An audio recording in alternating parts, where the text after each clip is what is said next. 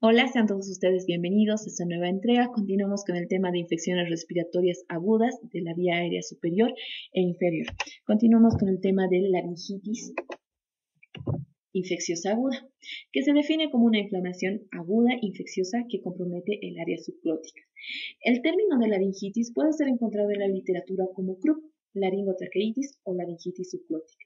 Todos estos cuadros describen una signosintomatología caracterizada por afonía, tos perruna, estridor y dificultad respiratoria. Se considera que la laringitis es la infección obstructiva de la vía aérea superior más común en la infancia, que afecta principalmente a niños entre los 6 meses y los 6 años, constituyendo así el 20% de todas las consultas respiratorias en el área de urgencias pediátricas, llegándose a hospitalizar entre el 1 a 5% y el 1% puede ingresar incluso a la unidad de cuidados intensivos pediátricos y el 5 a 6% se mantendrá en observación por unas horas. Su etiología puede ser viral o bacteriana, siendo el virus más frecuente el parainfluenza tipo 1, correspondiendo al 40% de todos los casos. El 3 y el 2, entre otros, el adenovirus, el virus sincicial respiratorio y el influenza tipo A y B. Entre los menos frecuentes tenemos el virus del rinovirus, el coronavirus, el de sarampión, el coxsackie, entre otros. Y la bacteria que puede causar la laringitis puede ser el Mycoplasma pneumoniae. Como dijimos, aparece principalmente en niños entre edades comprendidas entre los 6 meses y los 6 años. Aquí hay un error de typeo, es 6 meses y 6 años. Además, existe un predominio en varones con una relación de 2 a 1. Su incidencia es estacional, que en el otoño principalmente se aíslan el parainfluenza tipo 1. En el invierno el influenza tipo A, el virus sincicial respiratorio, el parainfluenza tipo 3, y en la primavera y verano podemos encontrar laringitis causadas por parainfluencias tipo 3, adenovirus y rinovirus. La patogenia de esta entidad es cuando ya se encuentra en la porción subglótica, lo que va a ocurrir va a ser que va a producir un edema en la mucosa y submucosa con un aumento de la cantidad y viscosidad de las secreciones, lo que va a producir una disminución de la luz traqueal. El paciente, para lograr una compensación, iniciará con taquipnea, aumento de trabajo respiratorio, todo esto que puede llevar hacia un agotamiento. Este agotamiento puede traducirse en una insuficiencia respiratoria, lo que provocará hipoxemia e hipercapnia. Las manifestaciones clínicas del paciente que va a presentar nuestro paciente generalmente son accesos de tos perruna o metálica, disfonía progresiva, estridor inspiratorio progresivo, además de datos de hipoxemia, donde nuestro paciente presentará taquipnea, taquicardia, datos de dificultad respiratoria con aleteo nasal y retracciones supraesternal, supraclavicular y subcostal. Asociado todo esto a cianosis y ocasionalmente a la auscultación podremos encontrar una disminución del murmullo vesicular. Los padres generalmente indican de que previo al cuadro existieron síntomas de resfrío común como rinorrea, estornudos, entre otros. Y la fiebre que se va a registrar pues, es variable dependiendo del agente etiológico implicado. Para su valoración nosotros utilizamos la escala de Taussig para valorar la gravedad de la laringitis, donde se toman en cuenta 5 parámetros: el estridor, la entrada de aire, el color de la piel, las retracciones y el estado de conciencia del paciente. Cada uno de estos parámetros tendrá una puntuación que va del 0 hasta el 3. Cuando tenemos una puntuación menor a 5, hablamos de una laringitis leve. Si se encuentra entre 5 y 6, leve a moderada. De 7 a 8, moderada. Y cuando encontramos mayor a 9, es de carácter grave. Pero si nosotros encontramos una puntuación de 3 en cualquiera de los parámetros de forma aislada, ya se considera como una laringitis grave. El diagnóstico es netamente clínico, pero nos puede ayudar una radiografía anteroposterior cervical, donde nosotros vamos a encontrar una estenosis subglótica, donde vamos a encontrar un afilamiento de la columna aérea, que es el signo descrito como punta de lápiz. Otras pruebas complementarias que se solicitan generalmente es el hemograma, pero que no es muy útil ya que no nos va a ofrecer mayor alteración. Y las pruebas serológicas para aislar el germen solo nos sirven para estudios epidemiológicos, ya que eso no va a variar nuestra nuestro pronóstico y menos aún el tratamiento que ya vamos a iniciar. Se debe hacer diagnóstico diferencial con cuerpos extraños, grupo espasmódico, el edema angioneurótico, epiglotitis, difteria laringea, malformaciones congénitas, compresiones tumorales extrínsecas u otras lesiones adquiridas como en el caso de los pacientes de la terapia intensiva cuando son posintubación.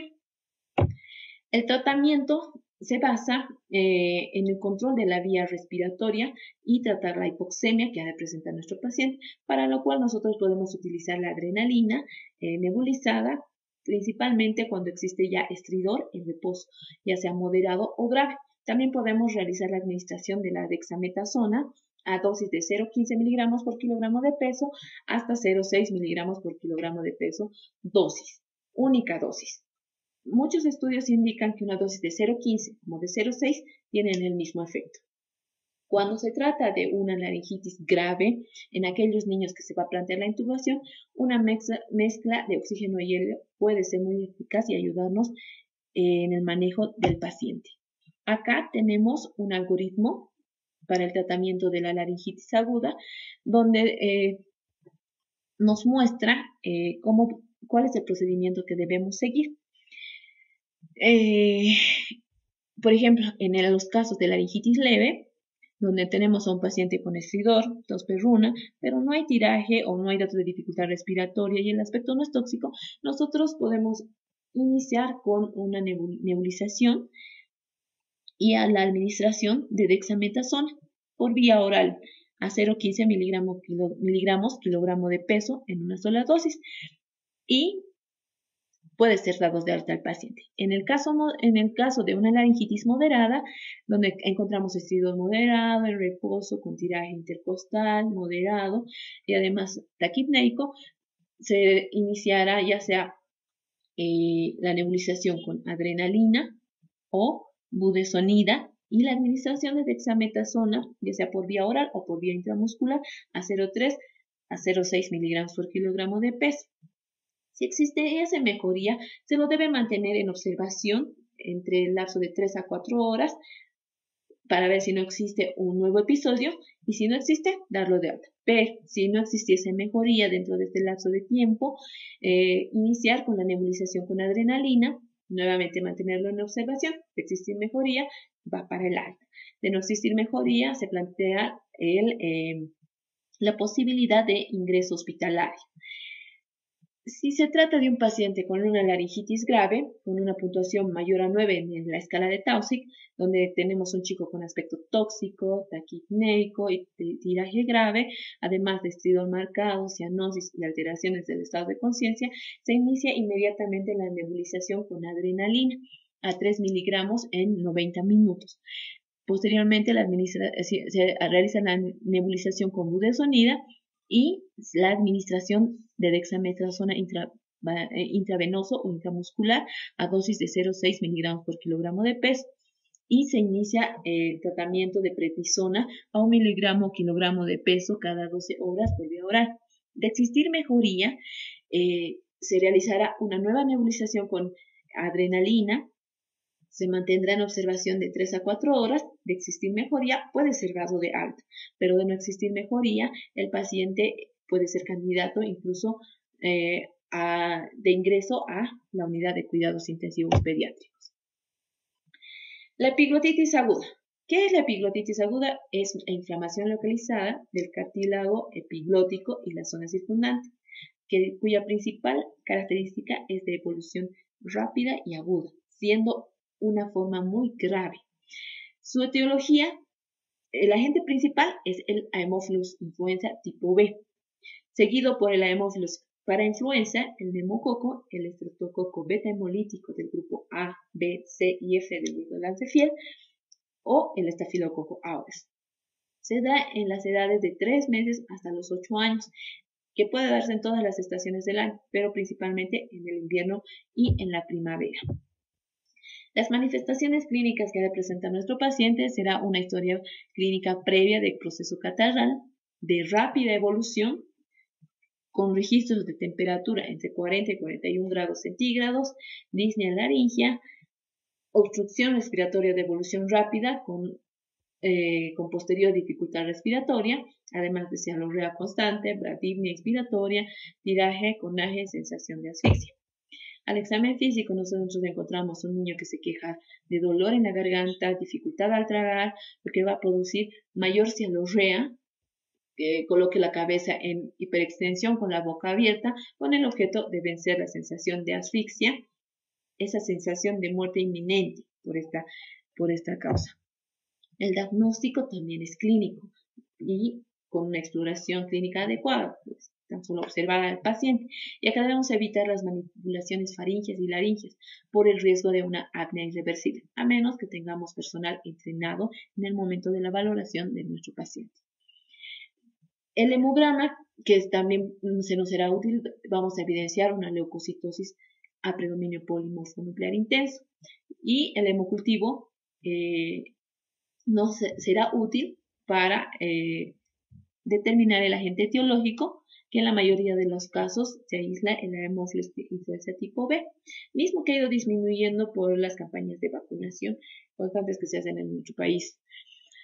La determinación de antígenos bacterianos en sangre o orina se los realizarán siempre y cuando que nosotros contemos con un equipo o un laboratorio que realice este tipo de exámenes. Otro examen complementario que nos puede ser útil es el estudio radiológico lateral del área cervical, donde podemos evidenciar la epiglotis que aparece inflamada y que además está redondeada, que parece un dedo pulgar, mientras que la columna de aire laringotraqueal está normal. La evolución y pronóstico del paciente de forma espontánea es muy mala, que conduce hacia la muerte del paciente o bien hacia secuelas graves por hipoxia cerebral. La intubación precoz disminuye la mortalidad, mejorando el pronóstico en los casos más graves. El tratamiento, al ser una emergencia médica, exige un tratamiento inmediato. Lo primero que nosotros tenemos que hacer es establecer una vía respiratoria artificial en los casos graves u oxígeno adicional a través de una mascarilla en los casos leves a moderados. Además, ante la sospecha de esta entidad, debemos iniciar ya el tratamiento antibiótico ya sea a base de una cefalosporina de tercera generación o como ser la ceftriaxona 75 miligramos kilogramo peso día, la cefotaxima a 150 miligramos kilogramo día asociada a oxacilina 150 miligramos kilogramo peso día. Podemos utilizar también la clindamicina 30 a 40 miligramos kilogramo peso día o la vancomicina a 40 a 60 miligramos kilogramo peso día. ¿Qué es lo que hacemos nosotros? Este es un algoritmo diagnóstico terapéutico en la epiglotitis. Primero, si existe sospecha de epiglotitis, tenemos que evitar las maniobras estimulantes, ya sea extracciones, exploración de la garganta u otros. Si evidenciamos los datos de dificultad respiratoria, lo primero que hacemos es realizar una ventilación u oxigenación con bolsa o mascarilla al 100%.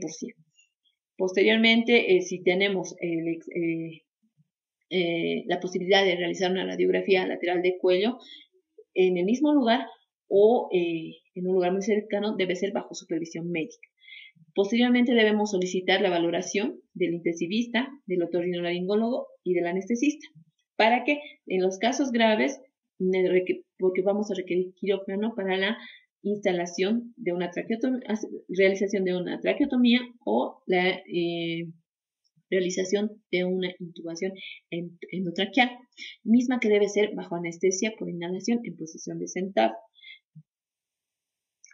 Posteriormente a realizar una vía endovenosa, extracción de sangre para el análisis correspondiente y el estudio etiológico, y para su posterior traslado a la unidad de cuidados intensivos, donde se continuará con la oxigenoterapia, fluidoterapia y la antibioterapia.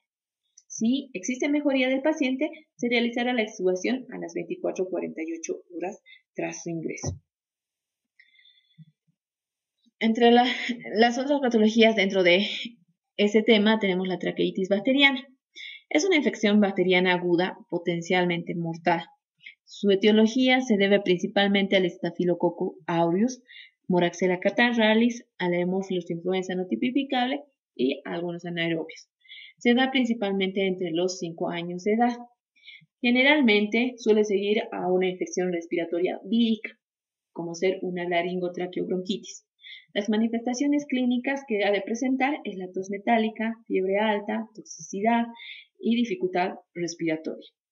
Dentro de los datos anatomopatológicos que presentará la traqueitis bacteriana, se encontrará tumefacción de la mucosa a nivel del cartílago cricoides, con abundante secreción purulenta y espesa, que a veces van a causar pseudomembranas. El diagnóstico es la demostración de la infección bacteriana con fiebre alta y secreciones purulentas. Debemos siempre ver que existe ausencia de hallazgos clásicos de una epiglotitis, y durante la intubación endotraqueal se puede observar material purulento debajo de las cuerdas vocales, como podemos observar en esta imagen.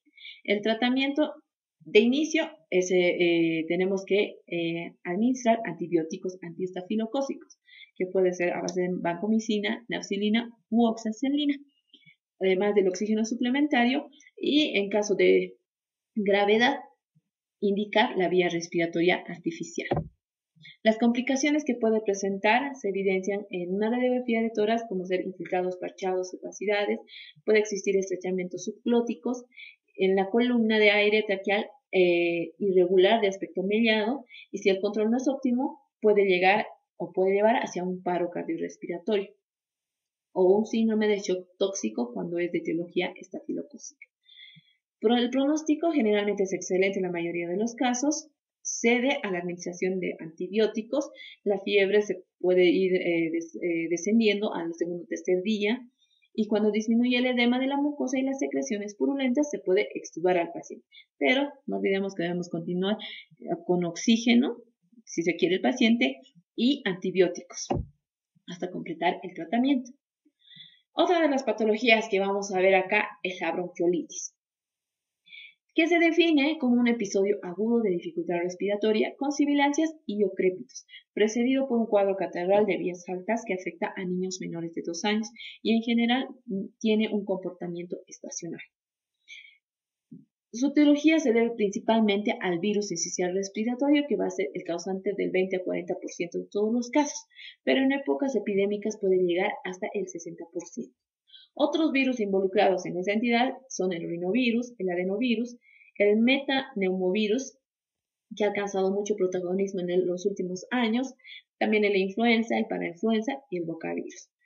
La predominancia de cada virus depende de la estación del año, el área geográfica, muy ocasionalmente, incluso puede estar producido por el micoplasma, que puede dar lugar a episodios sibilantes en lactantes.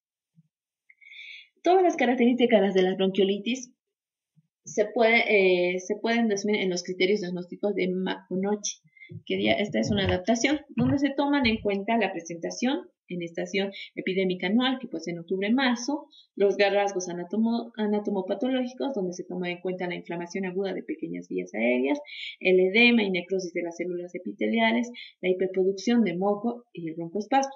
Y dentro de los rasgos clínicos está la edad igual o inferior a 24 meses, la disnea respiratoria de comienzo agudo, signos de enfermedad respiratoria vírica, como ser coriza, otitis media o fiebre, con o sin indicios de distrés respiratorio, neumonía o atopía.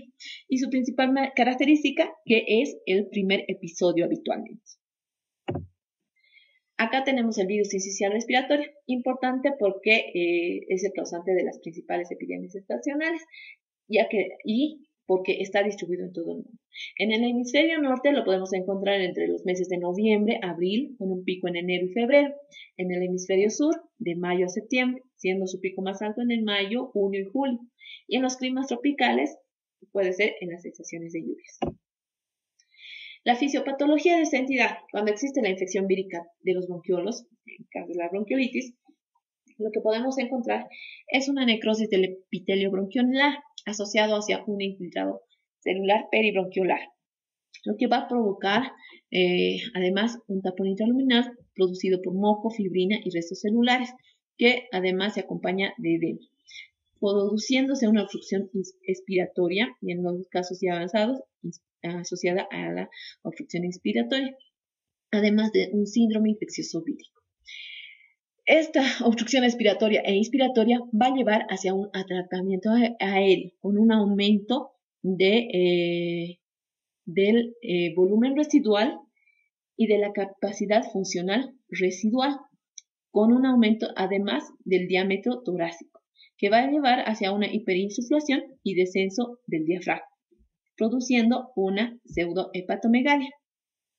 En el signo infeccioso vírico, además, va a existir un trastorno de la ventilación-perfusión que lleva hacia un aumento del trabajo respiratorio y producción también, además, hipoxemia, hipercamia y acidosis, y fracaso respiratorio, shock y parada cardíaca. Todos estos dos datos va a llevar a un aumento del trabajo respiratorio que conlleva hacia una taquipnea y tiraje, lo que va a producir una crisis de apnea y la insuficiencia cardíaca correspondiente, o al fracaso respiratorio, shock y parada cardíaca. Acá podemos observar una vía aérea normal, donde tenemos las glándulas mucosas, el músculo liso, las células epiteliales y el lumen despejado. ¿Qué es lo que produce la bronquiolitis? Una vía aérea obstruida, una broncoconstricción, como podemos ver en la imagen, asociado a un edema submucoso, pérdida de las células ciliadas y desechos mucosos y necróticos en el lumen de la vía aérea. Acá podemos ver lo mismo en la lámina. Y las manifestaciones clínicas que nuestro paciente ha de presentar va a ser comienzo de síntomas de vías respiratorias altas, como congestión nasal, rinorrea, tos suave, febrícula, y que va a ir progresando al tercer, sexto día con taquipnea, retracciones del pecho y dificultad para respirar, que es lo principal que refieren las mamás en el momento que traen al niño a nuestra consulta. Y a la vez también podemos observar el examen clínico que el paciente puede encontrarse incluso cianótico. La taquipnea puede estar dada de 80 a 100 respiraciones por minuto en niños menores de 1 año y de 30 a 60 en niños mayores. Además, podemos encontrar una fase expiratoria prolongada y a la auscultación, broncos y sibilancias distribuidos en ambos campos pulmonares, asociados a datos de dificultad respiratoria, posible deshidratación, principalmente en los niños más pequeños porque pierden líquido cuando están taquipnéicos, y también puede estar asociado a conjuntivitis u otitis media, y la apnea cianosis puede ser posible en los niños más pequeños cuando la vía está totalmente obstruida y no hay el intercambio gaseoso adecuado. Para el diagnóstico nosotros tenemos que identificar primero los pacientes de riesgo. ¿Cuáles son estos? Son los grandes prematuros, aquellos que cursan neumopatías crónicas, polimalformados, si es que existiese el diagnóstico de fibrosis quística, inmunodeficiencias congénitas o adquiridas, patología neuromuscular, metabolopatías, o que sea en una edad inferior a los 6 meses, cardiopatías congénitas, especialmente con hipertensión pulmonar. Los factores de riesgo a tomar en cuenta es que si nuestro paciente asiste a guarderías, cuál es el estado socioeconómico, si es que este fuera deficiente, hacinamiento con un tabaquismo pasivo en el caso de papás fumadores, si existiesen hermanos escolares, la historia familiar de asma o atopía, o la misma polución ambiental o domiciliaria. Y los criterios de riesgo, presencia de apneas, distrés respiratorio importante y que tenga un aspecto tóxico. Si tu frecuencia respiratoria es mayor a 70 por minuto, o si existiesen las radiografías atelectasias, en la edad gestacional, si es que después tuviese un antecedente que sea un paciente menor a 34 semanas o que tenga una edad inferior a 3 meses, y en la escala o score clínico de Wood-Downes-Ferrez que tenga una puntuación mayor a 8 o con una saturación menor a 95%. Aquí nosotros tenemos dos escalas con las cuales nosotros podemos valorar la bronquiolitis. Tenemos la escala de Wood-Downes-Ferrez, que es la más utilizada, y la escala de TAL. La escala de TAL también es muy utilizada principalmente en nuestro medio, donde se toma en cuenta la frecuencia cardíaca, la respiratoria, las sibilancias y la utilización de músculos accesorios, cuya puntuación va de 0 a 3. Y en la escala de Wood-Downes-Ferrez tomamos en cuenta los parámetros como son las sibilancias, si es que existiese o no tiraje, la entrada de aire, si hay o no cianosis, la frecuencia respiratoria y la frecuencia cardíaca. Ambas nos sirven para valorar la bronquiolitis, para determinar si se trata de una bronquiolitis leve, moderada o una severa o muy grave. El diagnóstico en la radiografía Dentro de los exámenes complementarios tenemos la radiografía de tórax, donde nosotros vamos a encontrar un atrapamiento aéreo, hiperareación pulmonar y con menor frecuencia infiltrados parailiares, asociados a telectasias laminares o segmentarias. Puede también existir neumomediastina o neumotórax, que constituye ya una complicación, pero es poco frecuente. Las anomalías radiológicas generalmente persisten durante el lapso de 10 días. Acá también podemos ver el atrapamiento aéreo y las infiltraciones intersticiales y un descenso de lo que son los diafragmas. El tratamiento de soporte consiste principalmente en la oxigenoterapia, ya sea simple o con presión positiva, ya sea invasiva o no invasiva, y fluidoterapia y nutrición. Esto principalmente la fluidoterapia en los niños más pequeños, donde sí puede existir una deshidratación. Esta puede ser oral o enteral o parenteral. Podemos utilizar dependiendo la sintomatología ya que presenta nuestro paciente. En el tratamiento etiológico podemos utilizar fármacos antiinfecciosos como ser antibióticos en caso de tratarse de patología bacteriana, o si es viral podemos utilizar la ribavirina, o en los últimos tiempos que se ha ido utilizando el anticuerpo monoclonal humanizado palivizumab, que aún todavía está en estudios.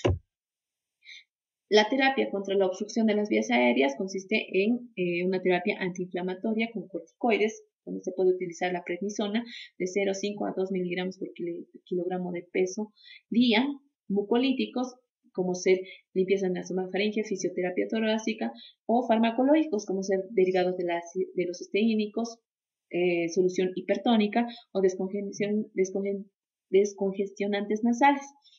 El uso de broncodilatadores beta-2 agonistas pueden ser muy útiles. Dentro de estos tenemos el salbutamol, o también podemos hacer uso de adrenalina oxantinas, y el Heliox, que es una mezcla de oxígeno o helio también, que aún está en boga su utilización. Entre otras terapias tenemos el interferón, la vitamina A, el óxido nítrico, surfactante, pero aún en estudio. El tratamiento en las formas más leves puede ser domiciliario, donde se van a tomar medidas básicas de soporte y donde vamos a encontrar una puntuación de Wood-Downes modificado menor a 4 con una frecuencia respiratoria menor a 60 y saturación mayor a 95%. En nuestro medio, por la altura, mayor a 85%. Moderada. En estos casos se debe mantener en observación al paciente con una opción de ingreso hospitalario. La puntuación de Wood-Downes modificado debe estar entre 4 y 8, la frecuencia respiratoria puede encontrar entre 60 y 70 por minuto y la saturación de oxígeno entre 91 y 94%. Se deben iniciar ya nomás las medidas de soporte y el tratamiento farmacológico, ya sea con adrenalina nebulizada, que es la primera opción, o la utilización de beta-2 adrenérgicos como una opción alternativa. Para esto debemos hacer primero una prueba. Generalmente funciona más en niños mayores de 1 año. El tratamiento en los casos graves es directamente el ingreso hospitalario. En estos chicos se encuentra una puntuación de Wood-Downes modificado mayor a 8. La frecuencia respiratoria puede estar mayor a 70 con una saturación menor a 91%. Para el tratamiento debemos iniciar, como en los anteriores casos, las medidas de soporte, broncodilatadores, ya sea la adrenalina inhalada como primera opción y los beta-2 agonistas de forma alternativa. Y otros criterios como ser pausas de apnea, afectación del estado general, dificultad para las tomas o que se trate de una indicación social, como por ejemplo que la mamá no cumpla con el tratamiento que se le puede indicar en domicilio. ¿Cuáles son los criterios de ingreso a la unidad de cuidados intensivos? Cuando tenemos una puntuación de Wood-Downes modificado mayor a 7, con una frecuencia respiratoria mayor a 70 y una saturación menor a 91, con FiO2 mayor a 0,4, o cianosis con FiO2 mayor a 4, con pH menor a 7,1 y una PCO2 mayor a 60 milímetros de mercurio. Además, que exista una alteración del nivel del estado de conciencia asociado a apneas que precisan estímulo y que tenga un agravamiento rápido. Bueno, continuamos con el tema, que es neumonía. La neumonía se define de varias maneras. En forma resumida, podemos decir que en los países más desarrollados consideramos neumonía cuando existen retracciones y taquipnea. Y en las áreas con más tecnología, además de las retracciones y taquipnea, se puede dar el diagnóstico o confirmar el diagnóstico con una radiografía de tórax. Esta es una de las entidades más frecuentes en la consulta médica y es causante de consecuencias adversas y muerte en el paciente, que puede estar asociado a desnutrición e inmunización inadecuada, además de que su incidencia varía según la edad. ¿Qué es la neumonía adquirida en la comunidad? Se define como una infección aguda del tracto respiratorio inferior con una duración inferior a 14 días o iniciada en los últimos 14 días, adquirida en la comunidad, que produce tos y o dificultad respiratoria y con evidencia radiológica de infiltrado pulmonar agudo. Según la Organización Mundial de Salud, OMS, que considera el diagnóstico presumible de neumonía en aquellos lactantes y niños con fiebre, tos, rechazo de la alimentación y o dificultad respiratoria. Anualmente la NAC se da entre 34 a 40 casos por 1000 niños menores de 5 años. Es la más elevada que en cualquier otro grupo etario. En los países en vías de desarrollo, la NAC es la principal causa de mortalidad infantil, siendo responsable de 2 millones de fallecimientos en niños anualmente, que constituye el 20% de la mortalidad infantil. La mortalidad en niños sanos con NAC, que se va a complicar con derrame, puede llegar incluso hasta el 3%. Para continuar con el tema, primero vamos a hacer un entremés donde vamos a definir lo que es la taquipnea según la edad, según la OMS. Edad menor a 2 meses, frecuencia respiratoria mayor a 60. Entre los 2 y 12 meses, la frecuencia respiratoria mayor a 50. Entre los 12 y 59 meses, frecuencia respiratoria mayor a 40 y en niños mayores de 60 meses, una frecuencia respiratoria mayor a 30 respiraciones por minuto. ¿Cuáles son los factores de riesgo asociados a la neumonía? Los factores del huésped, como ser enfermedades crónicas, prematuridad, problemática social, malnutrición, asma e hiperactividad bronquial, además de infecciones respiratorias recurrentes y antecedentes de otitis media aguda con requerimientos de tubos de timpanostomía. Entre los factores ambientales tenemos el hacinamiento, la asistencia a guarderías, tabaquismo pasivo o la exposición a contaminantes ambientales. También se ha comprobado, aún en estudio, que el uso de antiácidos se asocia a un riesgo incrementado de neumonía. La etiología puede ser vírica, bacteriana u otros agentes como ser los hongos y las no infecciosas. Dentro de los virus tenemos los principales: virus esencial respiratorio, el metaneumovirus, el parainfluenza, el influenza. Menos frecuentes, adenovirus, rinovirus, y de baja frecuencia, enterovirus, como son los Coxsackie, los virus ECO, la mononucleosis infecciosa y el sarampión, y excepcionalmente los citomegalovirus, la varicela y el herpes simple. Dentro de la causa bacteriana tenemos el principal agente, que es la principal causa es el neumococo, y en segundo lugar el Mycobacterium pneumoniae. Dentro de la media tenemos los estafilococos y la baja el Haemophilus influenza tipo B. Excepcionalmente se va a ver una Chlamydia pneumoniae, una E. coli entre los agentes causantes. Otros agentes causantes y parasitarios tenemos al Pneumocystis jirovecii o parásitos u hongos. Muy excepcionalmente. Entre las causas no infecciosas tenemos la aspiración y excepcionalmente por tóxicos físicos, hipostáticos o inmunológicos. La etiología según el grupo etario. Menores de 4 semanas, lo primero que nosotros debemos pensar que el agente etiológico puede ser Streptococcus agalactiae, enterobacterias gram negativas, citomegalovirus o la Listeria monocytogenes. Mayores de 3 semanas hasta los 3 meses, pensamos en virus respiratorios, la Chlamydia trachomatis, Streptococcus pneumoniae, Staphylococcus aureus, germes de periodo neonatal o Bordetella pertussis. En niños entre 4 meses y 4 años, pensamos en virus respiratorios, Streptococcus pneumoniae, Streptococcus pyogenes, Mycoplasma pneumoniae, Staphylococcus aureus, Mycobacterium tuberculosis, Haemophilus influenza tipo B o Bordetella pertussis. Pero si nuestro niño está entre los 5 años y 15 años, pensamos en Mycoplasma pneumoniae, Streptococcus pneumoniae, virus respiratorios, Chlamydophila pneumoniae, Mycobacterium tuberculosis, Moraxella catarrhalis o Haemophilus influenzae. Según su estacionalidad y potencial epidémico de los principales agentes etiológicos, aquí tenemos unos cuadros de cómo en qué épocas pueden producir la neumonía. Por ejemplo, el virus sincicial respiratorio, según la estacionalidad, puede producir epidemias anuales de noviembre a mayo con picos en enero y febrero, pero con amplia variación geográfica y temporal moduladas por factores climáticos e inmunidad preexistente. Su potencial epidémico son que existen genotipos predominantes circulantes que cambian anualmente y que la gravedad e incidencia de las infecciones por el virus sincicial respiratorio varían entre temporadas. En el caso del Streptococcus pneumoniae, la estacionalidad son infecciones influidas por circulación viral y factores climáticos, que ocurren de forma variable fuera de meses veraniegos. Su potencial epidémico es que da brotes epidémicos ocasionales, serotipos más frecuentes el 1, 5 y 14, y en adultos también el 8 y el 12F. La NAC también se puede clasificar por su etiología. Puede ser infecciosa por virus, bacterias, micoplasmas, micobacterias, hongos, protozoos u otros como ser química, inflamatoria, autoinmunitarias o idiopáticas. Por su forma de presentación, que puede ser aguda o crónica. Por su evolución, primer episodio, progresiva o recurrente. Según su gravedad, puede ser leve, moderada o grave.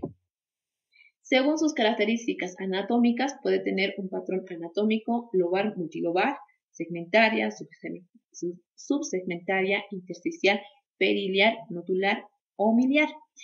Entre otras, puede ser las pleuritis, derrame pleural, cavitación, neumatoceles o neumotórax. Y entre su clasificación por características extrapulmonares puede ser una neumonía con eosinofilia o con enfermedades subyacentes como mucoviscidosis, tumores u otros. Las manifestaciones clínicas de la NAC en el lactante puede ser de leve a moderada o puede ser grave. Cuando encontramos un lactante con neumonía leve a moderada, tenemos una temperatura menor a 38,5 grados centígrados, una frecuencia respiratoria que es menor a 50 respiraciones por minuto y retracciones leves de ingesta y que la madre nos diga que el bebé está alimentándose de forma normal. En los casos graves tenemos una temperatura mayor a 38,5 grados centígrados con una frecuencia respiratoria mayor a 70 por minuto. Además encontramos su principal característica, tenemos tiraje o retracciones moderadas a severas, con aleteo nasal, cianosis, apnea intermitente, además de quejido, hiporexia, taquicárdico y tiempo de recapilarización mayor a 2 segundos.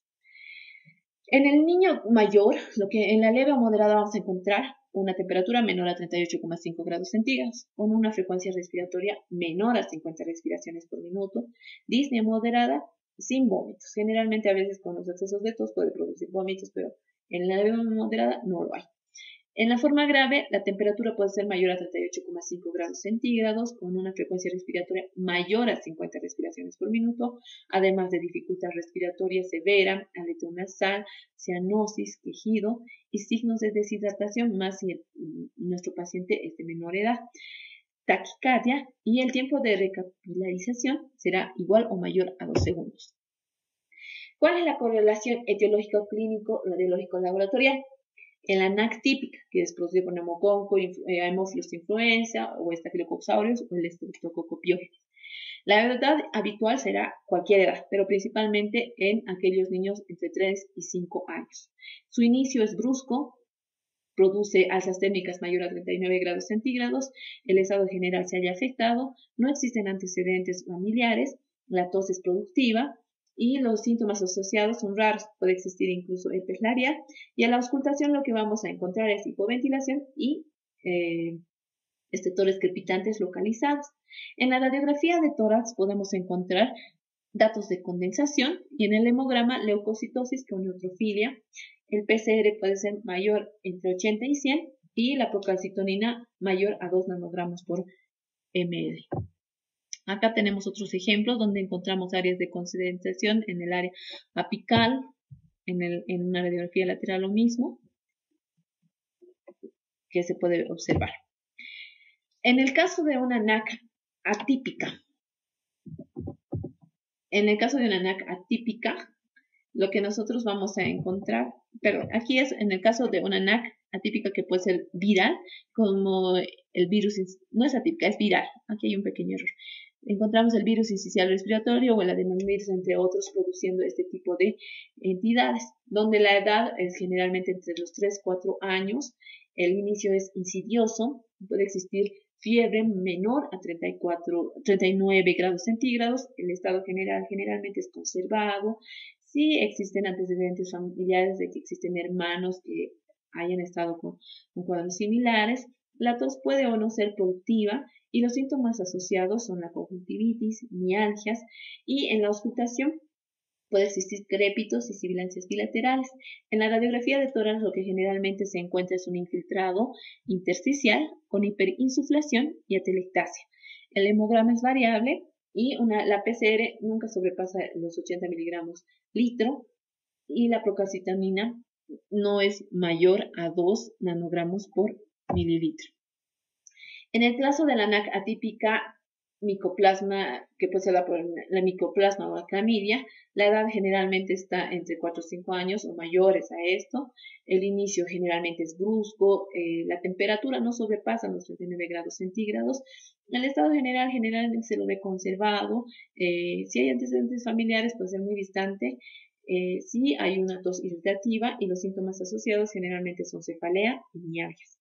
A la auscultación pulmonar sí se pueden encontrar crépitos, pero también se pueden encontrar sibilancias uni o bilaterales. Y en la radiografía de tórax, si bien se puede encontrar un infiltrado intersticial, aquí es menos frecuente la condensación y el hemograma en la mayoría de los casos suele ser normal. La PCR tampoco sobrepasa los 80 miligramos litro y la procalcitonina tampoco es mayor a 2 nanogramos por mililitro. Acá podemos ver imagen de condensación alveolar segmentaria en el lóbulo superior, en una típica, que también es muy raro, y acá el patrón intersticial bilateral, que como hemos visto, no es la forma de presentación habitual de una neumonía, por eso se la llama atípica. El diagnóstico laboratorio que podemos hacer es primero un recuento de leucocitos, donde en la mayoría de los casos vamos a encontrar una leucocitosis mayor a 15.000 por milímetro cúbico con desviación a la izquierda, que nos va a sugerir siempre una etiología bacteriana. El BES o la velocidad de sedimentación globular está por encima de 100 y tienen una utilidad como marcador en caso de la infección bacteriana. La PCR, una cifra superior a 60 o 80 miligramos por litro, podría orientar hacia una etiología bacteriana. Y la procalcitonina, que generalmente en los individuos sanos es menor a 0,1 nanogramos ml.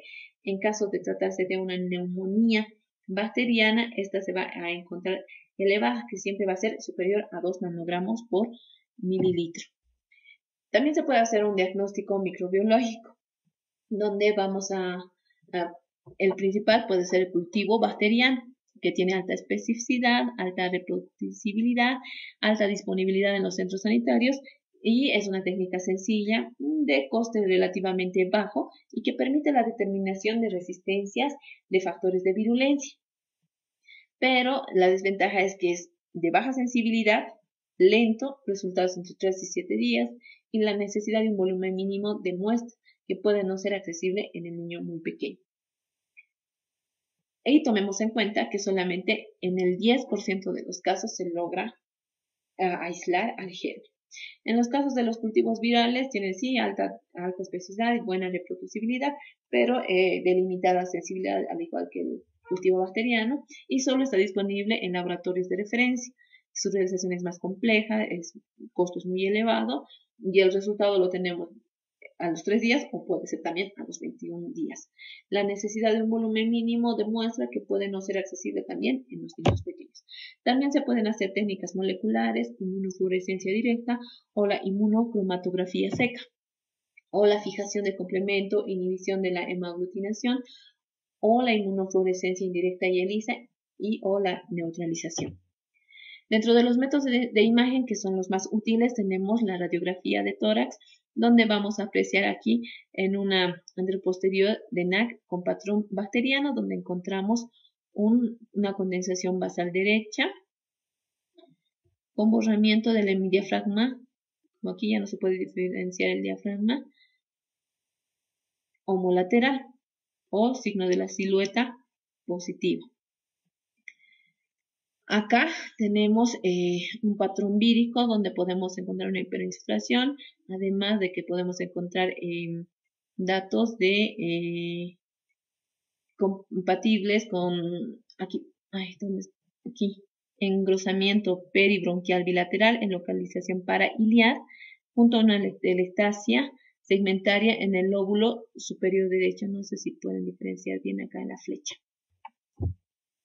Y también se puede, en caso de derrames en la complicación de las neumonías, se puede encontrar, se puede realizar el estudio ecográfico. El tratamiento. En condiciones habituales, el tratamiento inicial siempre será empírico, basado en los datos orientativos ya señalados, edad, clínica y radiología. Lógicamente, cuando dispongamos de un diagnóstico etiológico de certeza, el tratamiento será el específico para cada germen.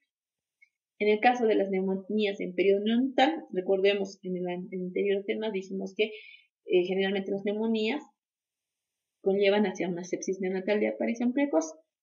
En aquellos menores de 5 días de edad, los microorganismos más habituales serán el Streptococo, Galathea del grupo B, la E. coli, el Enterococo o la Listeria. El tratamiento de elección empírico es la ampicilina y la gentamicina, pero si sospechamos de Haemophilus influenza, podemos asociar ampicilina y cefotaxima. En caso de sospecha de Listeria monocitógenes, la ampicilina. En el caso de que sea de una sepsis neonatal de aparición tardía, o sea, aquellos niños mayores de 5 días, nuestra principal sospecha, además de los gérmenes ya citados, está en la Clamidia trachomatis, y cuando sospechamos de esto, generalmente nuestro paciente, además de la sintomatología respiratoria, puede presentar conjuntivitis o una tos pertussoide. El tratamiento ante sospecha de los primeros gérmenes, ampicilina y gentamicina. Y en el caso de la Clamidia trachomatis, se debe administrar eritromicina. En caso de neumonías en pacientes de 1 a 3 meses, el espectro de gérmenes en este periodo es superponible al periodo anterior. Además, nosotros tenemos que pensar en el Haemophilus influenza y Listeria. Dada la edad del paciente, requieren hospitalización. Y si el tratamiento empírico que se iniciará será cefotaxima más ampicilina. En los casos de sospecha de Staphylococcus aureus, se debe añadir la cloxacilina y la vancomicina. Y en caso de Clamidia trachomatis, como dijimos anteriormente, eritromicina. Y en el periodo de 3 años a 5 años, el 2 de 3% de los casos es originada por virus, como dijimos anteriormente. En caso de etiología bacteriana, lo más presumible es pensar en el Streptococcus pneumoniae o en el Haemophilus influenzae. En el caso de neumonías no complicadas, podemos tratar a nuestro paciente con amoxicilina clavulánico o cefuroxima o acetil. En caso de intolerancias digestivas a la amoxicilina, se puede utilizar la cefuroxima. En los casos de neumonías con afectación clínica moderada grave, se puede usar los mismos fármacos, pero por vía endovenosa. Pero si son resistentes, se puede utilizar por vía endovenosa la cefuroxima o la ceftriaxona. Cuando nosotros tenemos un caso donde existe una sospecha clara de un Streptococcus pneumoniae, que es el principal agente, el antibiótico de primera línea es la penicilina. Solo en casos en que no responda a la penicilina vamos a considerar el uso de alguna cefalosporina de tercera generación, que es la cefotaxima, ceftriaxona, cefuroxima o, en casos más graves, la vancomicina, cuando además sospechamos el Staphylococcus aureus. El de elección será la cloxacilina y de forma alternativa la vancomicina. En esto queda claro que recordemos que el principal agente es el Streptococcus pneumoniae, y si vamos a internar a nuestro paciente, nuestro principal antibiótico a utilizar es la penicilina G sódica. En niños mayores ya de 5 años, en estas edades es conocida la incidencia de las neumonías atípicas producidas por el Mycoplasma pneumoniae y la Chlamydia pneumoniae. Para estos casos de neumonía, el tratamiento de elección será son los macrólidos, donde se puede utilizar eritromicina, claritromicina o la citromicina. De forma alternativa podemos utilizar amoxicilina más clavulánico o cefuroxima. En las formas más graves que requieran hospitalización no existe una orientación etiológica, podemos utilizar eritromicina más cefuroxima endovenosa. Acá tenemos las dosis y las vías de administración de los distintos antibióticos que podemos utilizar en las neumonías. Y aquí un algoritmo de actuación en el caso de NAC. Bueno, con esto hemos terminado el tema de infecciones respiratorias agudas de la vía aérea alta y baja. Espero que les sirva de mucho y nos encontramos en el siguiente tema.